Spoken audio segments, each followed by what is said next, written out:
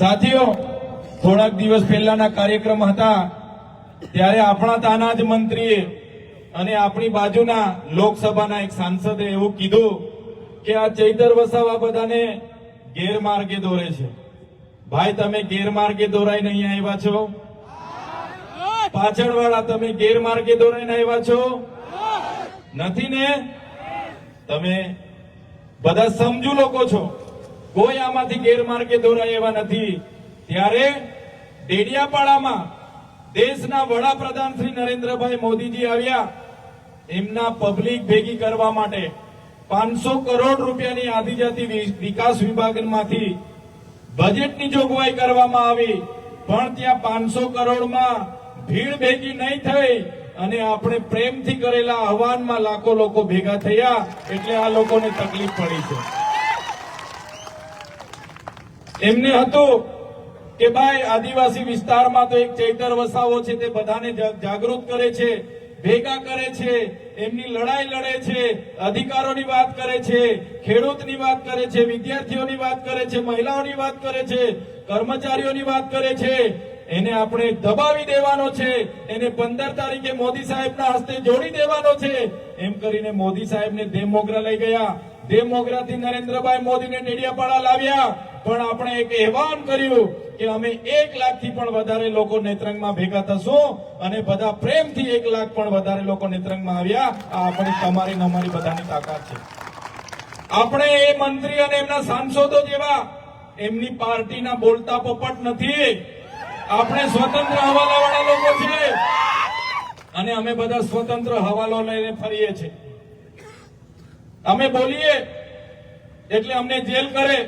આગળ યુવરાજભાઈની સાથે અમે શિક્ષકોની ભરતી માટે લડ્યા. અમે વિદ્યાર્થીઓને પોસ્ટ મેટ્રિક શિષ્યવૃત્તિ મળે એના માટે લડ્યા. અમે ખેડૂતોને એમના પકવેલા ભાવ, પાકના ભાવ યોગ્ય મળે એના માટે લડ્યા. અમે ગાંધીનગરમાં જ્યારે પણ કોઈની સાથે કર્મચારીઓ સાથે અન્યાય થાય એના માટે લડીએ. અમે સુગર મિલોમાં ખેડૂતો સાથે અન્યાય હોય એના માટે લડીએ. અમને જીઆઈડીસીઓમાં સ્થાનિક લોકોને રોજગારી મળે એના માટે લડીએ. ત્યારે આ ભાજપના સરકારને ગમતું નથી. એમના ભૂપેન્દ્રભાઈ પટેલને ગમે નહીં. એમને લાગે કે આદિવાસી યુવાન અમારી આટલી મોટી સરકાર સામે કઈ રીતના બોલી શકે. એમના હર્ષ સંઘવીને લાગે કે આદિવાસીનો યુવાન અમારી આટલી મોટી સરકાર સામે કઈ રીતના બોલી શકે અને અમને પણ જેલોમાં જવું પડે છે. યુવરાજસિંહ જાડેજાએ પણ જેલમાં જવું પડ્યું. બ્રિજરાજ સોલંકીએ પણ જેલમાં જવું પડ્યું. ચૈતર વસાવાએ પણ જેલમાં જવું પડ્યું. ઈસુદાન ગઢવીએ પણ જેલમાં જવું પડ્યું. ગોપાલભાઈ ઇટાલિયાએ પણ જેલમાં જવું પડ્યું. અરવિંદ કેજરીવાલજીએ પણ જેલમાં જવું પડ્યું. પણ અમે આમ આદમી પાર્ટીના સૈનિકો એવા છે કે ભારતીય જનતા પાર્ટીના હર્ષ સંઘવીની પોલીસમાં તાકાત નથી કે અમને જેલોમાં નાખીને દબાવી શકે. ત્યારે સાથીઓ, આજે ખેડૂતની હાલત શું છે? આજે ખેડૂતો પોતાનો પાક આખું વર્ષ પોતાના પરિવાર સાથે મહેનત કરે છે. જીવના જોખમે રાત્રે દિવસે કામ કરે. મોંઘા મોંઘા બિયારણો, મોંઘી મોંઘી દવાઓ અને મોંઘી મોંઘી મજૂરીઓ લોન લઈ સાહસ કરે. અતિવૃષ્ટિનો માર વાગે, માવઠાનો માર વાગે, સૂકો દુકાળ પડે, લીલો દુકાળ પડે અને છેલ્લે જ્યારે ઢોર ખાય, ચોર ખાય, મોર ખાય અને બધાના કોડિયાનો નિવાલો બધાને પહોંચાડીને પોતાનું વધે, એમાંથી જ્યારે વેચવા માટે બજારમાં જાય ત્યારે આજે આ દેશની નીતિ એવી છે કે ખેડૂતોના માલનો ભાવ પણ પોતે કરી નથી શકતો. એમના માલના ભાવ કરવા વાળા ભારતીય જનતા પાર્ટીના દલાલો બેઠા છે. એક બાજુ દેશના વડાપ્રધાન, એક બાજુ ગુજરાતના મુખ્યમંત્રી કપાસનો ટેકાનો ભાવ 1622 રૂપિયા જાહેર કરે છે અને ખેડૂત જ્યારે કપાસ લઈને બજારમાં જાય તો 1250 રૂપિયા મળે છે. એક બાજુ આ ગુજરાતના મુખ્યમંત્રી મકાઈનો ટેકાનો ભાવ 2100 રૂપિયા જાહેર કરે છે અને ખેડૂત પોતાની મકાઈ લઈને બજારમાં જાય તો 1700 રૂપિયા મળે છે. આ સરકારની નીતિ, એક બાજુ દેશના વડાપ્રધાન કહે કે ખેડૂતની આવક અમે દુગની કરીશું. આ તમારી નીતિઓ ખેડૂત દિવસે ને દિવસે ગરીબ થતો જાય છે અને એમના ઉદ્યોગપતિઓ દિવસે ને દિવસે અમીર થતો જાય છે. ત્યારે ખેડૂત મિત્રોએ પણ જાગવું પડશે. જે સરકારો આપણા માલનો ભાવ આપણે નક્કી નથી કરવા દેતી, એમના માર્કેટ યાર્ડો, એમની એપીએમસીઓમાં એમએસપી પ્રમાણે આપણને ભાવ નથી મળતા, સીસીઆઈ ના કેન્દ્રોના નામે એ લોકો હોદ્દેદારો જ્યારે આપણી સાથે લૂંટ મચાવતા હોય ત્યારે જે આ કડતા પ્રથા છે એ કડતા પ્રથાને નાબૂદ કરવા માટે આપણે બધાએ આવનારા દિવસોમાં આગળ આવવું પડશે. એપીએમસીઓમાં જઈને કડતા પ્રથા સામે પણ આપણે લડવું પડશે. તમે જોઈ લો, આજે આમ આદમી પાર્ટીના રાજુભાઈ કરપડા, પ્રવીણભાઈ રામ અને એમની સાથેના ખેડૂત મિત્રો બોટાદ ખાતે આ કડતા પ્રથા સામે લડ્યા ત્યારે આ હરસંઘવીની પોલીસ દ્વારા એમના પર લાઠીચાર્જ કરવામાં આવ્યો, દરવાજા તોડીને મારવામાં આવ્યા, મા બેટીઓ સાથે અત્યાચાર કરવામાં આવ્યા અને હરસંઘવીને એનું પ્રમોશન મળ્યું, એમને સુપર સીએમ બનાવવામાં આવ્યા. ત્યારે અમે એ સરકારને બી કહેવા માંગીએ છીએ, તમે હમણાં મંત્રીમંડળ બદલી રહ્યા છો, આવનારા દિવસોમાં આ પ્રજા અને આ જનતા તમારી આખી સરકાર બદલવા માટે તૈયાર છે.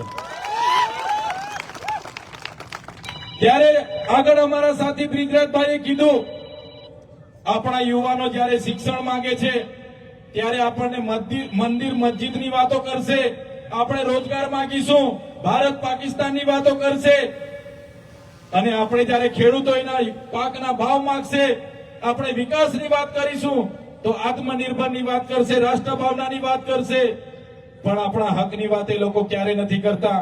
ત્યારે બધાએ આપણે જાગવાની જરૂર છે અને આ સરકાર, એમના મંત્રીઓ માત્ર ને માત્ર રબર સ્ટેમ્પ છે. એમના મંત્રીઓની તાકાત નથી, એમના ધારાસભ્ય સાંસદોની તાકાત નથી કે એમની સરકારમાં આપણો અવાજ બને. ત્યારે સાથીઓ, આવનારા દિવસોમાં આ વિસ્તારમાંથી પણ આપણે આપણો અવાજ બને એવા યુવાનને તાલુકા, જિલ્લા અને વિધાનસભામાં મોકલવા માટે આપણે બધાએ તૈયાર થઈ જવું પડશે. અમે અવારનવાર બોલીએ એટલે અમારો અવાજ દબાવવા માટે અમને જેલો કરવામાં આવે. આગળ મને મારા પરિવાર સાથે 90 દિવસ સુધી જેલમાં રાખવામાં આવ્યો. હમણાં તમે જોયું હશે, એક સામાન્ય બાબતમાં આખું ષડયંત્ર ઉભું કર્યું અને ષડયંત્ર ઉભું કરીને મામલતદાર ટેબલ પર જામીન આપી દે એવી સામાન્ય ઘટનામાં મને વડોદરાની સેન્ટ્રલ જેલમાં રાખવામાં આવ્યો અને સેન્ટ્રલ જેલમાં રાખવામાં ત્યાં પણ એટલી વેદનાઓ, એટલી યાતનાઓ આપવામાં આવી કે તમે ભારતીય જનતા પાર્ટીમાં જોડાઈ જાઓ, તમને મંત્રી તંત્રી બનાવી દઈએ.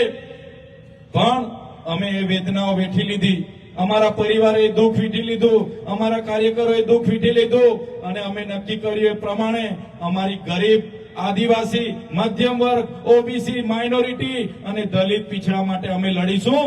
અમે ક્યારે ભારતીય જનતા પાર્ટીમાં જવાના નથી. સાથીઓ, અમે જઈએ, અમે મંત્રી બનીએ, તંત્રી બનીએ, પૈસા લઈ લઈએ, બંગલા થઈ જાય, ગાડીઓ થઈ જાય, પણ એનાથી અમને સંતોષ નથી. તમારા જેવા નાના નાના સામાન્ય લોકો અમારા માટે ફૂલહાર લઈને અમારું સ્વાગત કરે છે, અમારી રાહ જોઈને ઉભા છે, ભૂખા બેઠા છે. આજ અમારા માટે બહુ મોટી પૂંજી અને સંપત્તિ છે. એ ભરોસો અમે ક્યારે તોડીશું નહીં. જ્યારે સમાજને જરૂર પડશે, જ્યારે ગુજરાતના લોકોને જરૂર પડશે, અમે અમારું લોહી વેવડાવી દેવા માટે તૈયાર છે, અમારું ધન આપવા માટે તૈયાર છે. પણ આ ભારતીય જનતા પાર્ટી માટે અમે લડીશું ને લડીશું. ત્યારે આટલી યાતનાઓ વેઠવી પડે અને એવા સંજોગોમાં તમારી બાજુના એક સાંસદ હતા, એમણે પ્રેસ કોન્ફરન્સ કરી અને કીધું કે ચૈતર વસાવા જેલમાં ગયા છે, એની કારકિર્દી અમે પૂરી કરી નાખીશું, એને હમણાં છૂટવા નહીં દઈએ, 3 વર્ષ પછી આવશે. ત્યારે એ સાંસદને અને તમારા ત્યાંના મંત્રીને પણ કહેવા માંગુ છું, તુમકો કા લગતા થા નહીં લૂટેંગે, तुमको क्या लगता था नहीं लौटेंगे, गलत. जब तक तोड़ेंगे नहीं तब तक छोड़ेंगे नहीं.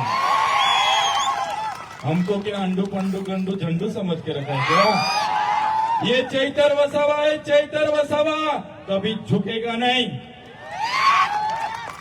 करारा जवाब मिलेगा, करारा जवाब. अपना टाइम भी आने वाला है ना? अपना टाइम ત્યારે જે પણ એમના અધિકારીઓ, જે પણ પોલીસ કર્મચારીઓ અમારા નેતાઓ સાથે દંડાવાળી કરે છે, અમને હેરાન કર્યા છે, આવનારા દિવસોમાં સરકાર બદલાવાની છે ગુજરાતમાં, એ લોકોને પણ શોધીને અમે એનો બદલો લેવાના છે. ત્યારે સાથીઓ, એમને એવું હતું કે આ ચૈતરભાઈ છૂટીને આવે એટલે ચૈતરભાઈ માટેના અંબાજીથી ઉમરગામમાં પ્રવેશ બંધીની એમણે માંગ કરી. એમણે હાઈકોર્ટમાં કીધું કે આ ચૈતર વસાવા આદિવાસીઓને ગેરમાર્ગે દોરે છે, એમને જાગૃત કરે, આ કરે તે કરે, એમને આદિવાસી વિસ્તારમાં ઘૂસવા નહીં દેવાના, પ્રવેશ બંધી આપો. ત્યારે મારા ડેડિયાપાડા મત વિસ્તારમાં આજે મેં પ્રવેશ નથી કરી શકતો. 1 વર્ષ માટે મને પ્રવેશ બંધી આપી. આ સરકારના ખોટા સોગંદનામાથી, એમના અધિકારીઓની ખોટી રજૂઆતથી મને નામદાર હાઈકોર્ટ દ્વારા હાલમાં મારા વિસ્તારમાં હદપાર કરવામાં આવ્યો છે. ત્યારે હું રાજપીપળા રેમ અને રાજપીપળાથી ડેડિયાપાડાના આજુબાજુના વિસ્તારોના કામ કરું, દાહોદ જામ, છોટાઉદેપુર જામ, ત્યારે આ લોકો કહે આને ડેડિયાપાડાથી દૂર કર્યો છે, આને હવે નર્મદામાંથી પણ દૂર કરવો પડશે.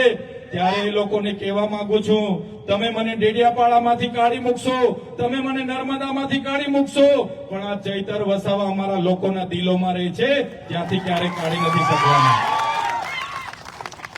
ત્યારે અમે આ લોકોથી ડરતા નથી. એમણે જે ભય, ભૂખ અને ભ્રષ્ટાચાર આપણને આપ્યો છે, 30 વર્ષના શાસનમાં આજે આપણે શિક્ષકો માટે આંદોલન કરવા પડે, શાળા માટે આંદોલન કરવા પડે, રોજગારી માટે આંદોલન કરવા પડે, આપણા ટ્રાન્સપોર્ટેશન માટે આંદોલન કરવા પડે, આપણે કાવેરી જેવી સુગરો માટે આંદોલન કરવા પડે, વ્યારા સુગર માટે આંદોલન કરવા પડે, સિવિલ હોસ્પિટલો માટે આંદોલન કરવા પડે. ત્યારે સાથીઓ એની એક જ દવા છે, અને એ દવા છે આમ આદમી પાર્ટીમાં જોડાઈને આ સરકારને મોઢિયામાંથી આપણે ઉખાડીને ફેંકી દેવાની છે. સાથીઓ, ક્યાં સુધી આપણે દેશના વિકાસના નામે આપણી જમીનો આપીશું? ક્યાં સુધી આપણે સંપાદિત થઈશું? મોટા મોટા ડેમો બની જવાથી, ઊંચી બિલ્ડિંગો બની જવાથી, ઊંચી પ્રતિમાઓ બની જવાથી, ભવનો બની જવાથી, કોરિડોર બની જવાથી, જીઆઈડીસી બની જવાથી, જીએમડીસી બની જવાથી, કોરી કરસોરો ચાલવાથી આપણો વિકાસ થવાનો નથી. જ્યાં સુધી આપણા લોકોને શિક્ષણ નહીં મળે, રોજગાર નહીં મળે, જ્યાં સુધી આપણા ખેડૂતોને યોગ્ય ભાવ ના મળે, ત્યાં સુધી આ ખેડૂતો માટે આ સરકાર સામે લડવું પડશે. એની જનજાગૃતિ અમે કરીએ છીએ અને અમને ગર્વ છે. જ્યાં પણ મીટિંગ થાય, કાર્યક્રમ થાય, સ્વયંભૂ લોકો પોતાની મેળે આવીને ઉભા રહે છે. એમની રોજ આપે, બસ ગોઠવે, આંગણવાડીને કે તલાટીને કે અધિકારીઓને કામે લગાડે, કોઈ જવા તૈયાર નથી. આજે નરેન્દ્રભાઈ મોદી ડેડિયાપાડામાં આવ્યા. સાથીઓ, બિરસા મુંડાની વાત કરું, ભગવાન ક્રાંતિ સૂર્ય બિરસા મુંડાની જયંતિ અમે 2013 થી ઉજવીએ છીએ. અને અહીંના એક સાંસદ કહેતા હતા કે અમારા દેશના વડાપ્રધાન 150મી જન્મ જયંતિ ઉજવવા માટે આવ્યા, ગર્વની વાત છે. પણ એ આજે જે બિરસા મુંડા પ્રતિમાને એમણે ફૂલહાર કર્યો ને, એ બિરસા મુંડાની પ્રતિમાની સ્થાપના ચૈતરભાઈ વસાવાની આગેવાનીમાં અમે કરી. તમે કેટલી પ્રતિમાઓ મૂકી, તમે કેટલી બિરસા મુંડા જયંતિ ઉજવી, એ જનતાને બતાવો. આજે આદિવાસી સમાજ જાગી ગયો, બિરસા મુંડાના વિચારોને ઉજાગર કર્યા અમે. અને આદિવાસી સમાજ જયારે હક અધિકારોની વાત કરે, પૈસા એક્ટની વાત કરે, અનુસૂચિત 5 ની વાત કરે, ત્યારે એ લડત દબાવવા માટે આજે દેશના વડાપ્રધાનને મારા ડેડિયાપાડામાં આવવું પડે. આ મજબૂરી આપણે બધાએ પેદા કરી દીધી છે.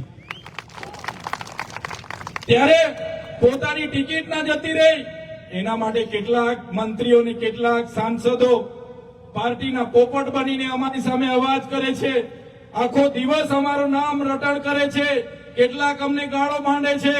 અમને ગાળો ભાંડવાથી આદિવાસી સમાજનો ઉદ્ધાર નથી થવાનો, અને અમને ગાળો દેવાથી જો આદિવાસી સમાજનો ઉદ્ધાર થવાનો હોય, અમે તો સવારે ઉઠીને તમારી ઓફિસે ગાળ ખાવા આવવા માટે પણ તૈયાર છે. પણ આમણે માત્ર ને માત્ર રાજનીતિ કરવી છે. કઈ રીતના ચૈતરભાઈ વસાવા આમ આદમી પાર્ટીને આગળ વધતી અટકાવાય, એના માટે તમામ પ્રયાસો આ લોકો કરે છે. ત્યારે મારા સાથીઓ, તમને હું આહવાન કરું છું, આવનારી તાલુકા, જિલ્લા, નગરપાલિકાની ચૂંટણી છે. કોઈની શ્રેષ્ઠ ક્રમ રાખ્યા વગર, કોઈ સંબંધ સાચવ્યા વગર, એ ચાહે કોઈ પણ કાકો મામો ઉભો હોય ભાજપમાં, એને જોયા વગર તમે તમારામાંથી તૈયાર થઈ જાઓ. આમ આદમી પાર્ટી તમને મંચ પૂરું પાડે છે.